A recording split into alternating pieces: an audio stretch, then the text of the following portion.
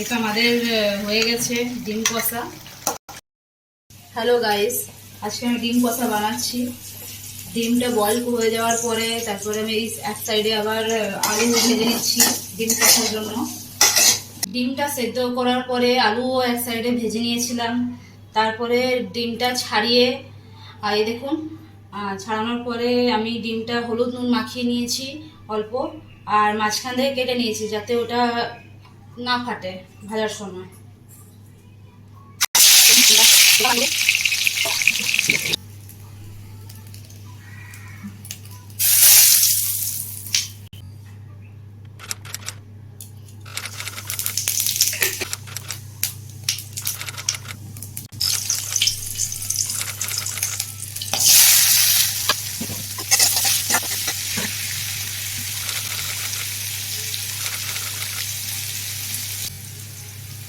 এখানে একটা বাটিতে আমি হলুদ গুঁড়ো নিয়ে নিয়েছি, এরপরে কাশ্মীরি লাল মির্চ পাউডার অল্প দেবো এর মধ্যে।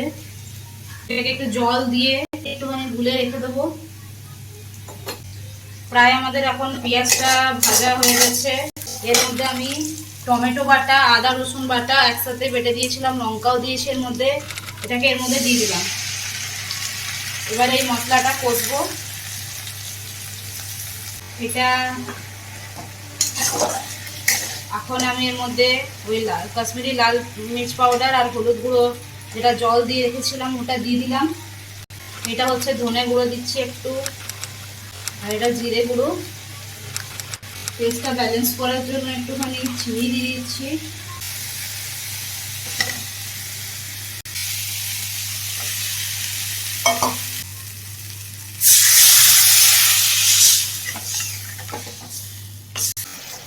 এটা আমাদের হয়ে গেছে ডিম কষা।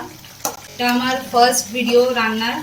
আর please like and subscribe. Thank you.